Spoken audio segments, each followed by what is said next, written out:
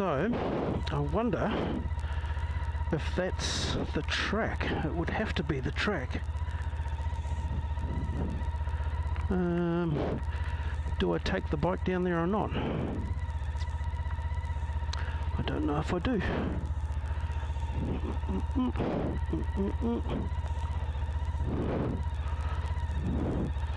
If I took it down there, can I turn it around? That's the thing.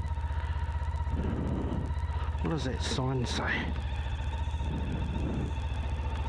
Let's go and have a look.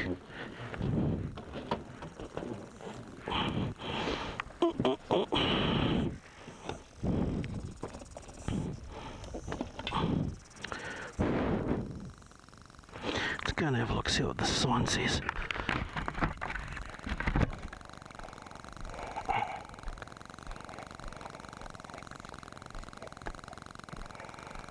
Suitable for four-wheel drive vehicles only.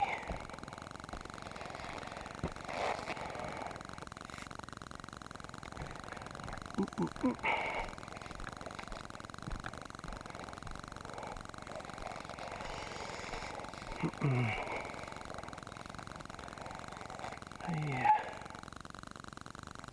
it's not really appropriate to take that bike down there, I think. I've come all this way.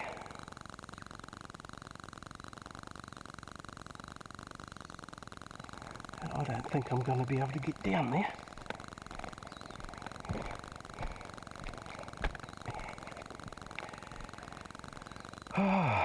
Yeah, I don't think so. Can't believe it, I'm so close. Again.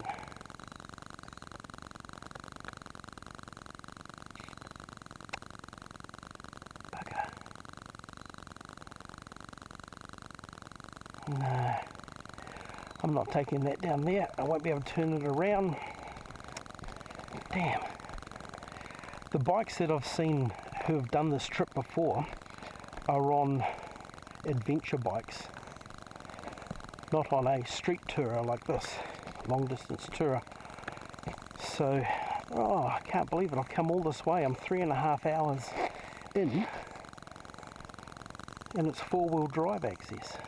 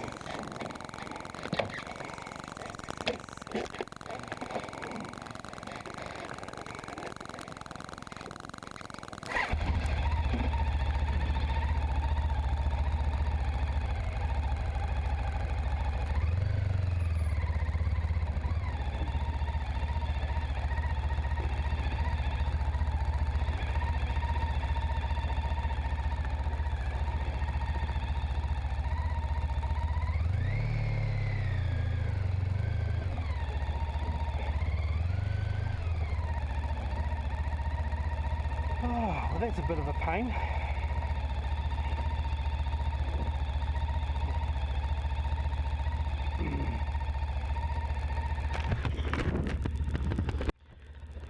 So that's definitely four-wheel drive access only, or adventure touring access, not this access. Once again, nzbeeker taking inappropriate equipment to out of the way strange stupid places. But yeah, the Geographic centre to the North Island is just in there. and you don't bring a bike like this.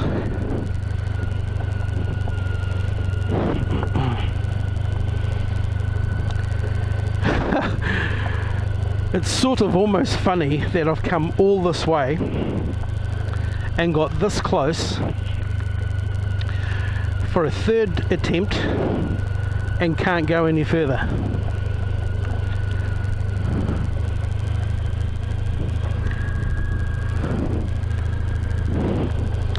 So, four-wheel drive access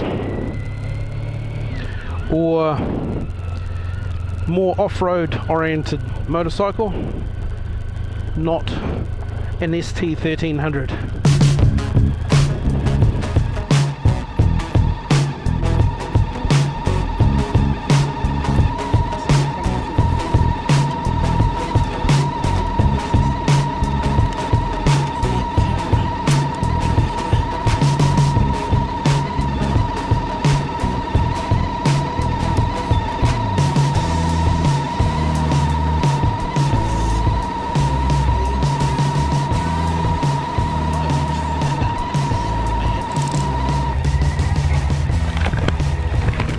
Which is kind of funny because all the way here I'm between Radahi and National Park, and all the while here I've been talking to myself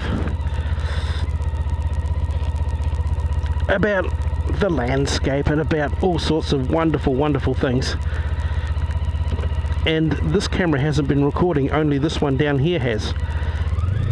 So that's dumb. But never mind, we're recording now. So Ruapehu's over there on my right, and I've been talking to myself this whole time. Radahi's behind us, National Park's ahead of us. So never mind, we're making progress to the Geographic Centre of New Zealand's North Island. I'm just going to put an audio spike in here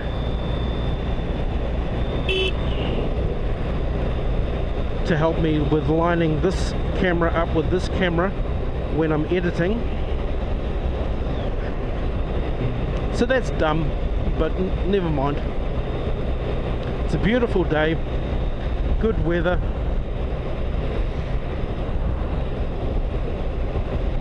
Now,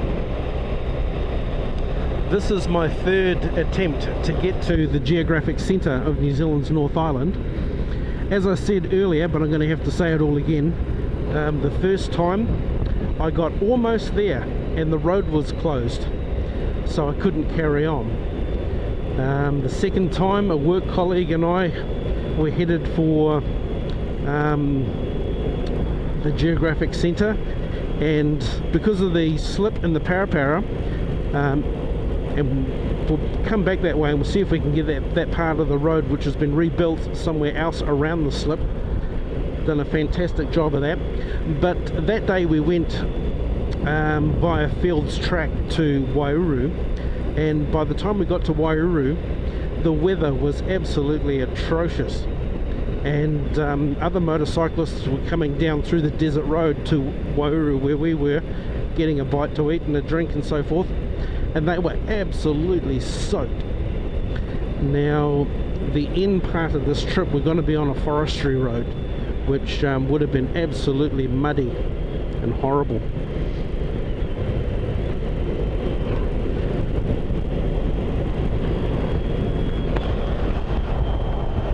Right, so we're going to do a hairpin turn down here and then head back up towards National Park.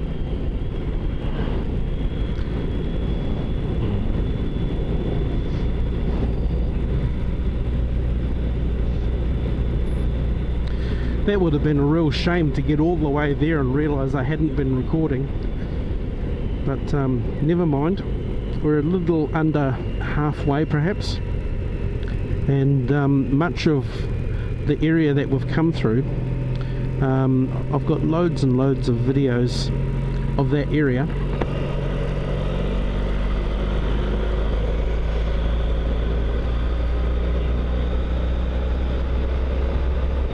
and not much if anything through here.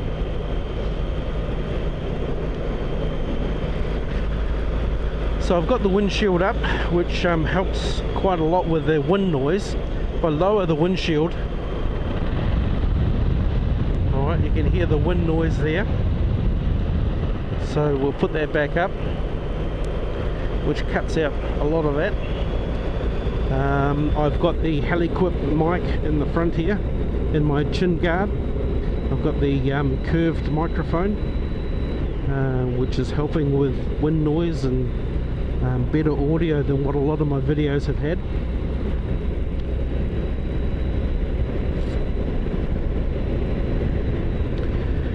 And much of my videos have been on my CBR 1000F, which I don't have anymore. This is an ST1300A. The A just means it's got ABS braking.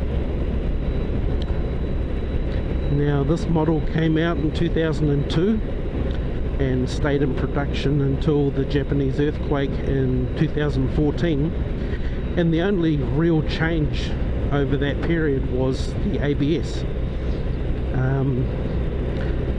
and that's largely too why people consider these bikes to be dated, because they're still very basic, which I quite like.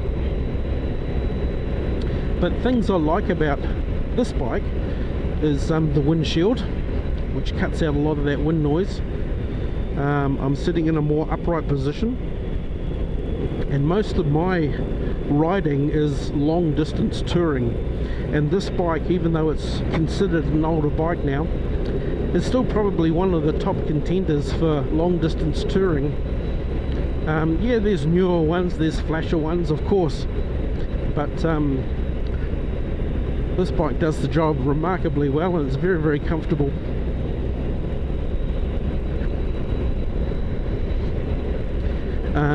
What else do I like about it? Took me a little while to get used to the mirrors down there, but I've adjusted to those. I've got the wing mirrors on the bar ends, which are quite good. What else do we have here? We've got the 29 litre fuel tank. So my range on here, I can get from Wanganui, where I live, north of the Harbour Bridge in Auckland, to the BP on Dairy Flats, 474 or 5 or something kilometres on one tank. Not recommended though, because rush hour traffic through Auckland on one bar flashing is not good. I wouldn't mind betting that if I ran out of petrol on the bridge, I'd get arrested. But on the side of the road at Bombay, there's a BP just there on the left, and that would give me a whole hour. Ooh, bump. That would give me a whole hour up my sleeve. So if I'm heading up that way again, I might call in to the BP in Bombay instead of Dairy Flats. So that's good. I've got a 29 litre fuel tank. My range is a whole lot more. This bike's more fuel efficient than the CBR was for whatever reason. It's a bigger bike. That was 1000, this is a 1300. But I got much more range on this. Bigger fuel tank's probably part of that, I don't know. Well, it will be, but it just seems to be more fuel efficient anyway.